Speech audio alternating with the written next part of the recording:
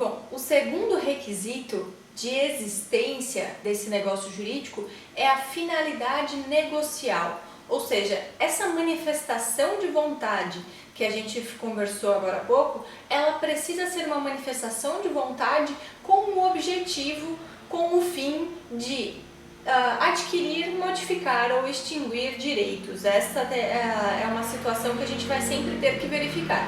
Ou seja, nessa manifestação de vontade, essa manifestação de vontade precisa estar relacionada diretamente com a finalidade negocial, ou seja, a sua finalidade, a finalidade dessa manifestação de vontade precisa ser sempre, estar relacionada aí, né, com adquirir, extinguir ou modificar ou conservar direitos.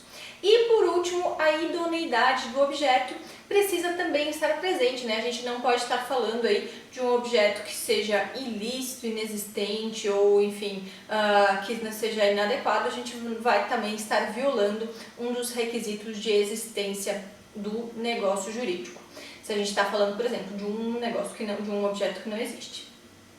Além dos requisitos de existência, nós temos também os requisitos de validade, que estão previstos lá no artigo 104 do Código Civil. Esse artigo 104 ele é importantíssimo, minha gente. A gente precisa lembrar, a gente vai utilizar ele pelo resto da nossa vida jurídica.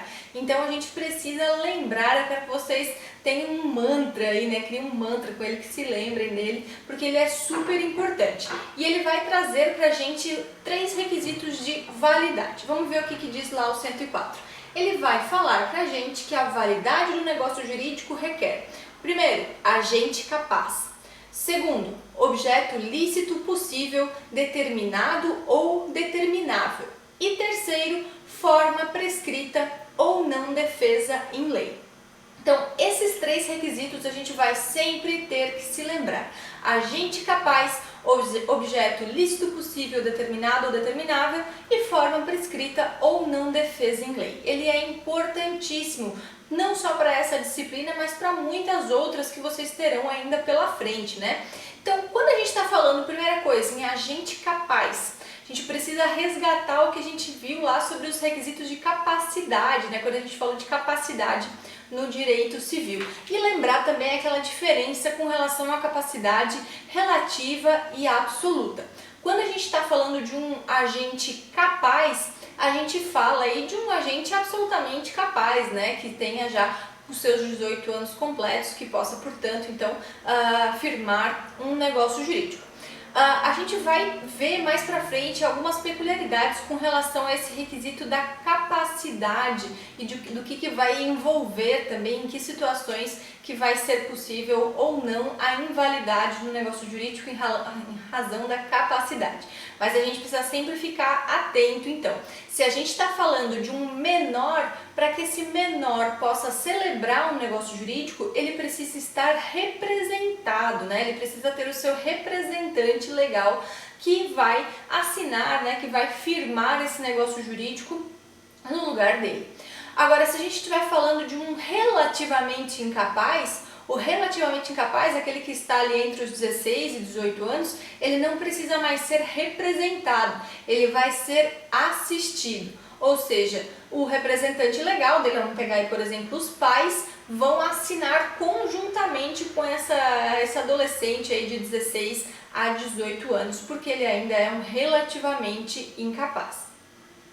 O segundo requisito aí de objeto lícito, possível, determinado ou determinável significa que a gente precisa ter um objeto que seja tanto juridicamente possível como um objeto que seja fisicamente possível. Ou seja, a gente não vai admitir como válido aí um negócio jurídico se o objeto desse negócio jurídico for a Lua, por exemplo, né? A Lua não é um objeto física ou juridicamente possível, né? Ou então, por exemplo, se você fizer uma aposta aí que você consegue dar a volta ao mundo em 2 dias. Enfim, coisas que não são fisicamente possíveis. elas também não vão ser aceitas como um objeto válido do negócio jurídico. E também aquelas questões de objetos ilícitos também não, né? Você não pode ter como objeto de um negócio jurídico a prática de um crime ou um bem que seja produto de crime, né? Tudo isso que for ilícito, que for contrário não só ao ordenamento jurídico, mas também aos costumes da nossa sociedade, também vão invalidar aí o negócio jurídico. E um objeto que é determinado ou determinável é algo que a gente pode estipular. Então, por exemplo, você pode fazer um negócio jurídico sobre um bem que ainda não existe. Então, vamos supor que você tem uma cachorrinha e que ela vai dar uma ninhada de filhotinhos, que você já está vendendo esses filhotinhos com antecedência. Esse bem ainda não nasceu, né? Ele ainda não existe, mas ele já pode ser negociado, né? Ele é um bem que é determinável. Você vai conseguir, daqui a pouco você vai ver as características, se é branco, se é preto, se é marrom, enfim, como é que é esse cachorrinho. Mas você já pode fazer negócios com esse bem que você já tem conhecimento de que ele vai vir a existir. Então ele pode ainda não ser um bem determinado, mas ele é algo determinável. A mesma coisa quando se faz negociação ali com relação às safras, né, de bens, de produtos agrícolas, né? E por último, a forma prescrita ou não defesa em lei. A gente vai resgatar também em conjunto a esse terceiro requisito de validade, aquele artigo 107, quando a gente falou da manifestação de vontade, né? Que é o que fala: a validade da declaração de vontade não dependerá de forma especial, senão quando expressamente a lei exigir.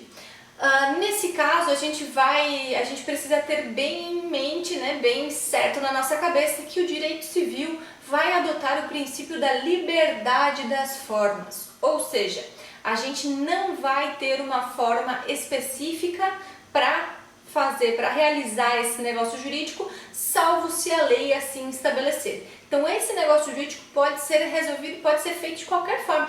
Pode ser escrito num guardanapo do bar. Beleza, não tem problema, aquilo vale como um negócio jurídico. Só não vai valer se a lei estipular alguma outra forma específica para esse negócio jurídico. Então, por exemplo, você pode fazer um negócio escrito num guardanapo de um bar. Agora, se você escrever ali, você transferir a propriedade de todos os seus bens imóveis para o destinatário, né, para a pessoa que está segurando esse guardanapo, isso não vai ser um negócio jurídico válido. Por quê? Quando a gente está falando de compra e venda de bens imóveis, a lei vai trazer um requisito específico. Ela vai dizer que a compra e venda precisa ser feita, a transferência da propriedade do bem imóvel, para que ela aconteça, precisa ser feita por meio de escritura pública averbada no registro de imóveis. Então, basicamente,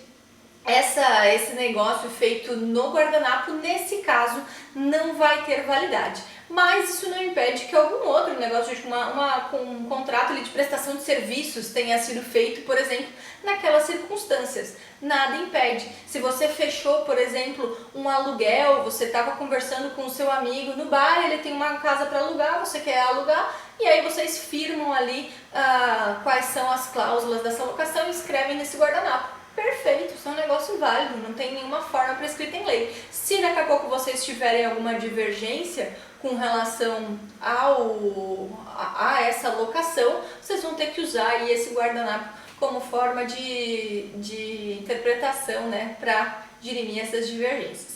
Mas o que a gente precisa ter em mente é que vale a liberdade das formas. E lembrem-se sempre, então esses são os 3 requisitos de validade do negócio jurídico. O agente capaz, a gente precisa ter um agente capaz. Se não for um agente capaz, se for um menor, que ele esteja devidamente representado ou assistido por seus representantes legais, aí está perfeito, está preenchido esse requisito. O objeto precisa ser um objeto lícito, ou seja, de acordo com o nosso ordenamento jurídico, possível, ou seja, tanto jurídica quanto fisicamente possível, determinado ou determinável, ou seja, que você já possa estipular exatamente o que é ou que ainda, pelo menos, seja possível futuramente. E por último, a forma, que deve ser uma forma prescrita ou não defesa em lei, né? Se a lei exigir a forma, precisa estar respeitando essa forma prevista na lei. Caso contrário, se a lei não menciona nada, se a lei não traz uma forma específica, essa forma vai ser livre para os negócios jurídicos. Espero que vocês tenham gostado da aula de hoje e até a próxima!